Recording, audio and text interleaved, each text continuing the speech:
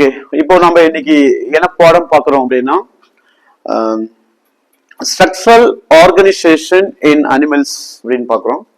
So tissue classification of animals, விலங்குகளுடைய திசு வகைப்பாடுகள் பார்க்குறோம். அதாவது விலங்குகளின் அமைப்புச்சார் கட்டமைப்புகள் அந்த பாடம். ஸோ இதுல வந்து நமக்கு வந்து சில இடங்கள்ல ரொம்ப அருமையான கேள்விகள்லாம் வரும். இந்த டிஷ்யூஸ் கொஸ்டின்ஸ் இருக்கலாம். சம்டைம் நமக்கு இதுல வந்து காக்ரோச் வந்து இந்த பாடங்கள்லாம் கேட்டிருப்பாங்க. காக்ரோச்ல வந்து பாத்தீங்கன்னா அதனுடைய அனாட்டமி கேட்பாங்க. Digest system, reproductive system and excretion, respiration, circulation, இந்த மாதிரி நிறைய சிஸ்டம்ஸ்லாம் அந்த பாடங்கள்ல வரும்.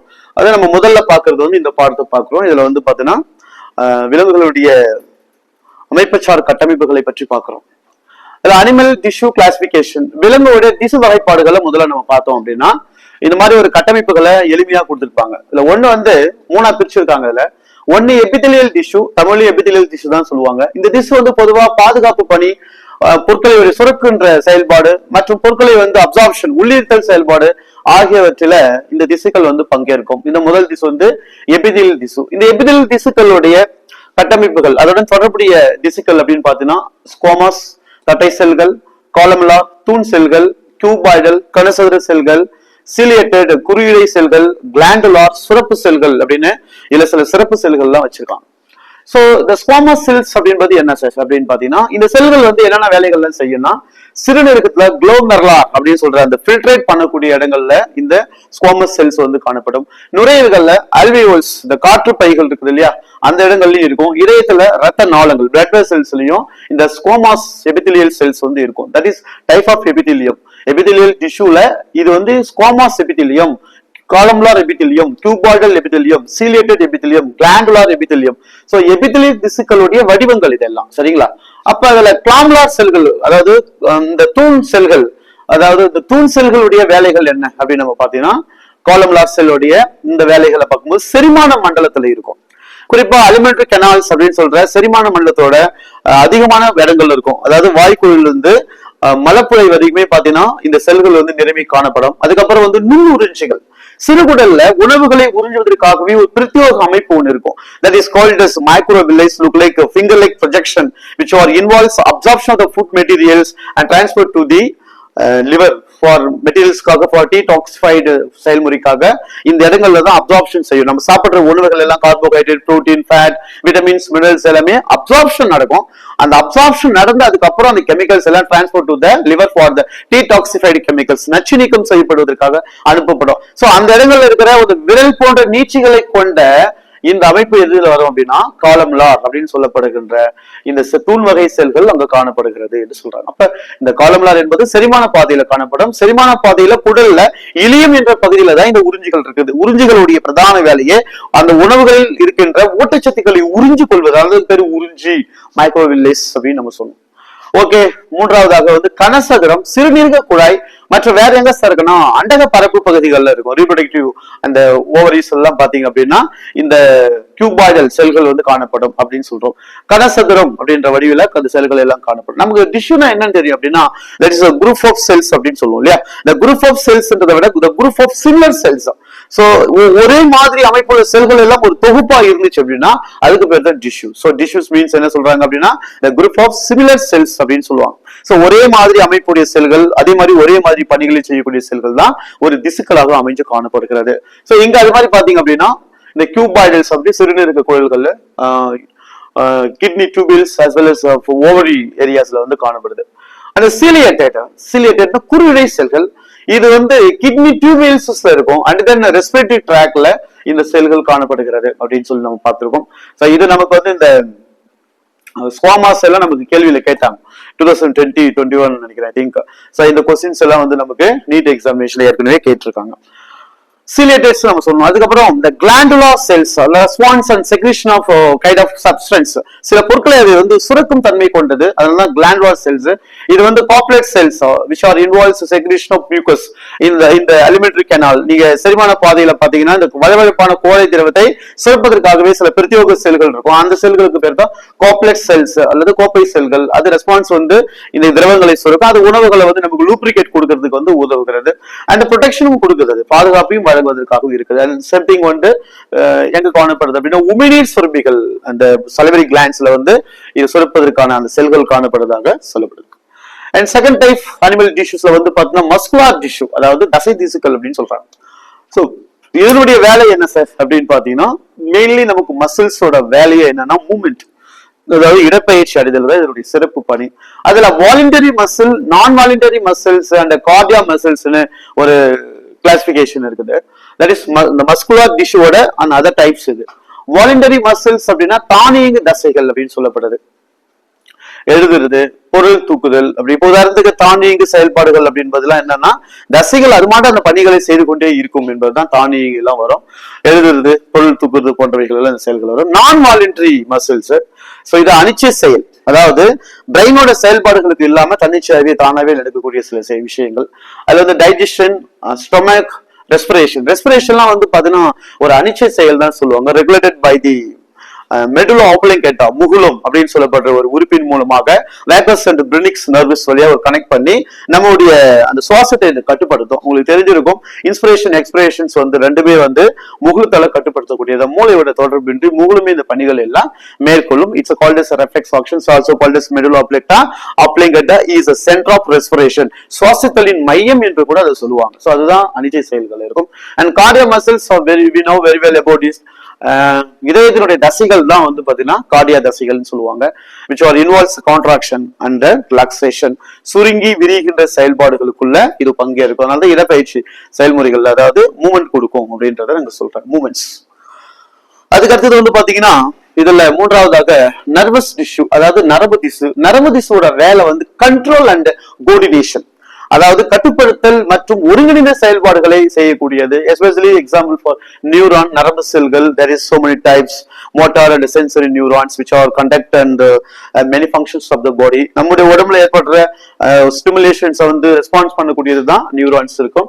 ஸோ அப்ப நியூரான்கள் வந்து பாத்தீங்கன்னா நம்மளோட உடல் ரீதியான ஒருங்கிணைப்பு செயல்பாடுகள், இதுக்கு பேரே நமக்கு தெரியும் நியூரல் கோஆர்டினேஷன் அப்படின்னு சொல்ற நரம்பு ஒருங்கிணைந்த செயல்பாடுகள் நியூரான்ஸ் இருக்கும். that is a unit of the nervous system, நரம்புடைய ஒரு அழகு அப்படின்னு நம்ம சொல்லலாம். சரிங்களா? சோ இதெல்லாம் வந்து பார்த்தா அனிமல் கிளாசிபிகேஷன்ஸ் நம்ம கொடுத்துட்டு இந்த செல்களோட ரோல் என்ன அப்படின்னு கேட்பாங்க. சோ ஸ்ட்ரைட்டாவே வந்து என்ன டிஷ்யூ என்ன ரோல் அப்படின்றத நம்ம கேட்பாங்க. இப்போ நம்ம கடைசியா பார்க்க போறது கனெக்டிவ் டிஷ்யூ, இணைப்பு திசு. இணைப்பு திசுனா என்ன சார்? அது வந்து ஒரு அமைப்புகளோட, அதாவது செல் ஒரு ஆர்கனோட இன்னொரு ஆர்கன்ஸ் கனெக்டிவ்ல அந்த செல்ஸ் வந்து பாத்தீங்கன்னா பைண்ட் ஆகிருக்கும். சோ அந்த மாதிரி செய்யும். அந்த அனதர் திங் வந்து இது கிவ்ஸ் சப்போர்ட், செல்களுக்கு பாதுகாப்பு, அதாவது ஒரு ஆதாரத்தை கொடுக்க இது உதவுகிறது. சோ இணைப்பு பணிகளிலும் ஆதாரத்தையும் வழங்கக்கூடியதுதான் இணைப்பு திசு அப்படின்னு நம்ம சொல்றோம். இதுல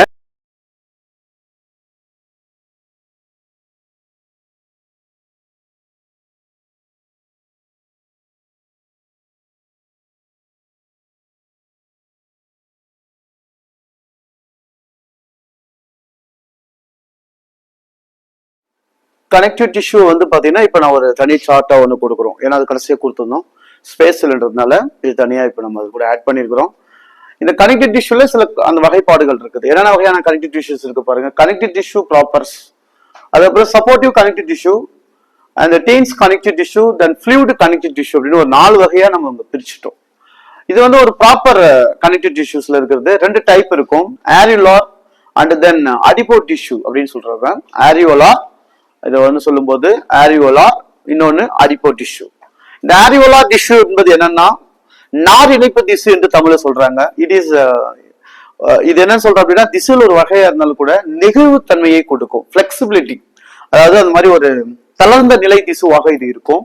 இதுதான் ஆரியோலார் டிஷ்யூஸ், தளர்ந்த நிலை திசுக்கள். லூஸ் கனெக்டிவ் டிஷ்யூ அப்படின்னு சொல்றது இந்த திசுக்களை தான் நெகிழ்வுத்தன்மை கொண்ட திசுக்களாக இருக்கும். உடல்கள்ல இருக்கின்ற சில உடல் உறுப்புகள், இப்ப நம்ம உடல் வந்து வளையிறோம் இல்லையா, நெகிழ்றோம். சோ இதெல்லாம் நமக்கு கொடுக்கக்கூடிய ஒரு திசுவாகத்தான் இந்த ஆரியோலார் டிஷ்யூ இருக்குது. இதுல அனதர் டைப் வந்து பாத்தீங்கன்னா அடிபோஸ். அடிபோ டிஷ்யூ அப்படின்றது பேசிக்கலி இது வந்து ஒரு கொழுப்பு சேமிக்கின்ற ஒரு பகுதின்னு கூட சொல்லுவாங்க. அதாவது கொழுப்பை சேகரிக்கும் திசுன்னு கூட சொல்லுவாங்க. நம்ம சாப்பிடுற உணவுகள்ல செரிக்கப்படாத சில பொருட்கள் எல்லாம் வந்து பாத்தீங்கன்னா கொழுப்பு உள்பட not only fat, So other molecules also deposited in the adipose tissue. அப்ப இந்த adipose tissueல தான் போயிட்டு என்ன ஆகும்னா இந்த கெமிக்கல்ஸ் எல்லாம் டெபாசிஷன் ஆகும். எஸ்பெஷலி அது கொழுப்பு அதிகமாக சேகரிக்கப்படுகின்ற ஒரு பகுதியாகவே பார்க்கப்படும். இந்த திசு தான் adipose tissue. சேமிப்பு பணிகளை கிளைகோஜன் போன்ற பொருட்கள் எல்லாம் இங்கதான் வந்து சேமிக்கப்படும். அதனால வந்து சேமிப்பு பணிகளில் பங்கேற்கக்கூடிய டிஷ்யூ தான் adipose tissue. And supportive connective tissue துணை இணைப்பு செல்கள் அல்லது இணைப்பு செல்கள், ஆதார செல்கள் அப்படின்னு சொல்லுவாங்க, ஆதார திசுக்கள் என்று அல்லது துணை இணைப்பு திசு என்று கூட இதுக்கு இன்னொரு பெயர் இருக்கு. அதுல ரெண்டு இருக்கு. ஒன்னு வந்து பாத்தீங்கன்னா கார்டிலேஜஸ், இன்னொன்னு போன். சோ இந்த கார்டிலேஜஸ் என்பது குருத்தெலும்பு, அதாவது நெகிழும் தன்மை கொண்ட எலும்புகள். நம்முடைய இந்த காது, மூக்கு, தொண்டை பகுதிகள் செமி கார்டிலேஜஸ் அதெல்லாம். சோ அப்ப நெகிழும் அல்லது வளையும் தன்மை கொண்ட எலும்புகளுக்கு தான் கார்டிலேஜஸ். இந்த குருத்தெலும்புகள் நமக்கு வந்து பாத்தீங்கன்னா ஒரு துணை இணைப்பு திசுக்களாகவே செயல்படுகிறது. உடலோட நெகிழ்த்தன்மைகளுக்கு இதுவும் வந்து உறுதுணையாக அமைந்திருக்கிறது. குருத்தெலும்புகளும் வந்து பாத்தீங்கன்னா பாதுகாப்பு பணிகளுக்காகவும் நெகிழ்வுத்தன்மையை கொண்டதாகவும் காணப்படும். இப்ப நம்ம உதாரணத்துக்குன்னு பாத்தீங்கன்னா காது, அதுக்கப்புறம் மூக்கு, தொண்டை,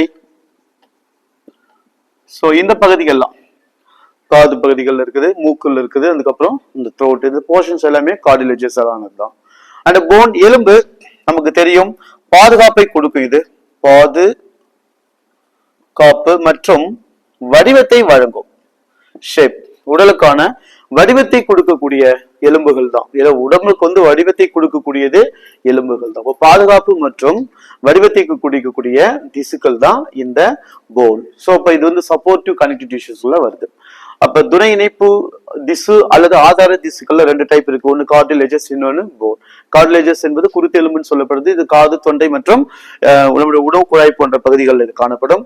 சோ இது வந்து பாதுகாப்பு வழங்கக்கூடியது. ரெண்டாவது வந்து பாத்தீங்கன்னா எலும்பு. எலும்பு வந்து குறிப்பா பாதுகாப்பு மற்றும் உடல் வடிவத்தை கொடுக்கக்கூடியது. அண்ட் டென்ஸ் கனெக்டிவ் டிஷ்யூ, அடர்த்தியான திசுக்கள் என்று சொல்லப்படுற இந்த திசுக்கள்ல வந்து பாத்தீங்கன்னா ரெண்டு கொடுத்திருக்காங்க. ஒன்னு டெண்டான், அனதர் ஒன்ஸ் வந்து லிகமெண்ட்ஸ் அப்படின்னு ஒன்று இருக்குது. இந்த டெண்டான் அப்படின்றது தசை நாண்கள் என்று சொல்றாங்க. எலும்புகளுடன் இணைக்கும் கடினமான நார் இணைப்பு பகுதியை தான் நம்ம டெண்டான். சோ டெண்டான் என்பது என்னன்னு கேட்டா இந்த எலும்புகள் வந்து தசை நாண்கள் என்று சொல்லுவாங்க. இந்த தசை நாண்கள் எலும்புகளுடன் இணைக்கப்படுகின்ற கடினமான நார் இடை அப்படின்னு பகுதி. அப்ப டென்டான் என்பது தசை நாண்கள். அப்ப இது வந்து ஒரு வகையான டிஷ்யூ. இது எலும்புகளுடன் இணைக்கப்படுவதற்காக தேவைப்படுகின்ற பிரத்யோகமான ஒரு தசை நார் பகுதிகள். இதுக்கு பேரு டென்டான். அதோட சேர்ந்து இருக்கிற இன்னொன்னு தான் லிகமெண்ட். சோ இந்த லிகமெண்ட் அப்படின்றது தசை நார். தசை நார்கள் என்பது ரெண்டு எலும்புகளுக்கு இடையே பிணைக்கப்படுகின்ற நார்களுக்கு தான் தசை நார்கள். எலும்புகளுக்கு இடையே காணப்படும் தசை, அதுக்கு பேரு வந்து தசை நார்கள். ரெண்டு அந்த லிகமெண்ட்ஸ், ரெண்டு போன்ஸ் வந்து கனெக்ட் பண்ற இடங்கள்ல இந்த வகையான திசுக்கள் காணப்படும். இதுக்கு பேர் லிகமெண்ட் அல்லது தசை நார்கள் என்று சொல்லுவாங்க. அடுத்தது இதுல ஃப்ளூயிட் கனெக்டட் டிஷ்யூ, அதாவது டிஷ்யூ தான் பட் வந்து லிக்விட் ஸ்டேட்ல இருக்கும். அப்படி என்னன்னா சார் இருக்குன்னா பிளட், இன்னொன்னு லிம்ஃப். லிம்ஃப்னா நிணநீர் அப்படின்னு சொல்லுவாங்க. ரத்தம், இது ரத்தம், நிணநீர். சோ இந்த ஃப்ளூயிட் அப்படின்றது, இந்த லிம்ஃப் அப்படின்றது என்னன்னு கேட்டீங்கன்னா பிளட்டோட சோர்ஸ்ல இருந்து கிடைக்கக்கூடிய ஒரு டிஃபியூஷன் மெட்டீரியல் தான் இந்த லிம் நோட்ஸ், லிம் பிளேட், இதெல்லாம் வந்து இந்த லிம்ஸ் வந்து பிரசன்ட் ஆயிருக்கும், which gives immune response to the body for various purposes. எல்லாத்துக்குமே இருக்கும் இந்த lymph nodes. Blood we know very well. ரத்தம் அப்படின்னு பார்க்கும்போது ரத்தம் வந்து திரவ நிலையில் இருக்கிற ஒரு இணைப்பு திசு. It is known as a fluid connective tissue. திரவ நிலையில் இருக்கின்ற ஒரு இணைப்பு திசு தான். பிகாஸ் நம்முடைய உடல்கள்ல ரத்தம் அப்படின்பது நிறைய செல்களை பெற்றிருக்கும். அது நம்ம திசுனுடைய பேசிக் என்னன்னு கேட்டா it contain lot of cells. நிறைய செல்களை பெற்றிருப்பதனால் ரத்தம் திசுவாக மாறுது. திசு என்பதன் பொருள் என்னன்னு கேட்டா so the group of cells called as a tissue. அப்ப பல செல்களின் தொகுப்புகள் திசுக்கள் என்றால் ரத்தத்தில் பல செல்கள் காணப்படுகிறது. ஆர்பிசி, டபிள்யூபிசி, பிளேட்லெட் போன்ற செல்கள் இருப்பதனால ரத்தத்தை என்னன்னு சொல்றோம், டிஷ்யூன்னு சொல்றோம். அது திரவ நிலையில் இருப்பதனால திரவ நிலையில் உள்ள ஒரு இணைப்பு திசு என்று இடத்துல முடிவுக்கு கொண்டு வரும். சோ இதுதான் வந்து பாத்தீங்கன்னா கனெக்டிவ் டிஷ்யூவோட ஒரு classification. So the process almost has been completed. So we will see in the next classes.